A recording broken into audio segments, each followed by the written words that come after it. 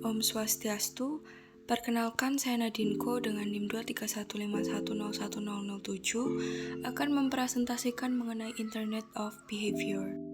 Berikut adalah table of contents. Yang pertama, Internet of Behavior itu sendiri, tujuan dan manfaat, cara kerja IOB, hambatan IOB, contoh penggunaan IOB, dan yang terakhir masa depan IOB. IOB pertama kali dijelaskan oleh Profesor Otto Niemann dari University of Helsinki pada tahun 2012 dengan gagasan leveraging. Beliau termotivasi oleh kurangnya pemahaman tentang perilaku individu dan pola perilaku. Upaya IOB dilakukan untuk memahami data yang diperoleh dari aksi online pengguna dari sudut pandangan psikologi perilaku untuk mengembangkan dan promosi produk-produk baru.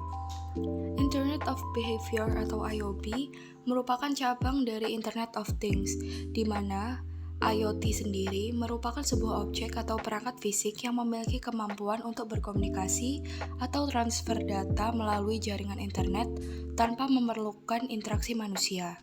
Dalam sistem ini memerlukan pengumpulan data yang disebut data collection. Data yang dikumpulkan berupa data BI, data besar, GDPS, dan lainnya yang memberikan wawasan penting ke dalam perilaku, kepentingan, dan pilihan pelanggan. Data yang dikumpulkan tersebut akan diolah kembali menjadi sebuah informasi. Informasi yang ada dapat berupa perilaku, minat, dan preferensi pengguna. Selanjutnya, tujuan dan manfaat. Tujuan IOB yaitu menangkap, menganalisis, memahami, dan menanggapi semua jenis perilaku manusia dengan menggunakan perkembangan teknologi dan algoritma pembelajaran mesin. Manfaat yang pertama yaitu promosi. Contohnya pada saat menggunakan aplikasi perbelanjaan seperti Shopee maupun Tokopedia, maka akan muncul berbagai penawaran barang yang sedang kita cari ataupun barang yang sedang diskon. Selanjutnya, survei. Setelah membeli sebuah produk dalam aplikasi tersebut, akan terdapat kolom komentar mengenai produk yang biasanya berisi kritik dan saran, sehingga mendapat masukan yang nantinya akan menaikkan mutu produk tersebut. Yang terakhir yaitu analisis data. Pembelian barang akan tercatat dalam aplikasi tersebut. Misalnya pembelian barang di bulan Juli lebih melonjak drastis dibandingkan bulan sebelumnya. Selanjutnya, cara kerja IOB. Yang pertama, pengumpulan data. Data konsumen dapat dikumpulkan dari berbagai sumber seperti situs website, sosial media, dan lainnya.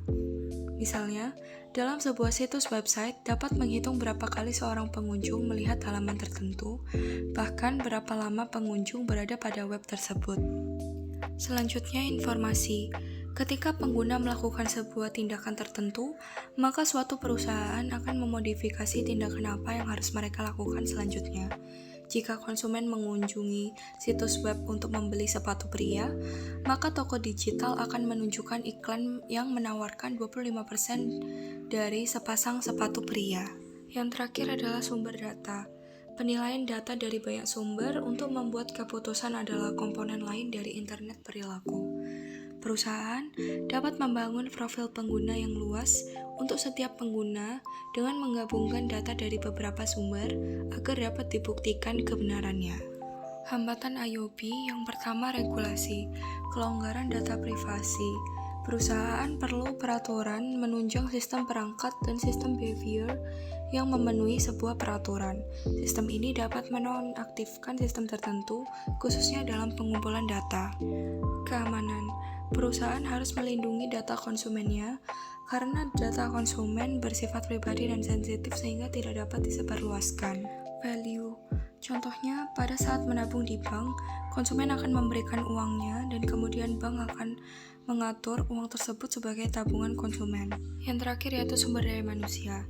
SDM kurang mengerti bagaimana sistem kerja IOB sehingga memerlukan waktu untuk mempelajari hal tersebut. Ini beberapa contoh penggunaan IOB seperti Tokopedia, YouTube, Netflix, e-tilang, dan Google Maps. Masa depan IOB. IOB menyediakan solusi bagi bisnis di seluruh sektor untuk menjual produk dan jasa mereka, meningkatkan kualitas penawaran, dan berdampak pada perilaku konsumen dan karyawan. Menurut beberapa analis, pada tahun 2023, 40% dari tindakan unik dunia akan mempengaruhi perilaku mereka melalui konsep IOB. Sekian presentasi dari saya ucapkan terima kasih dan Om Santi Santi Santi Om.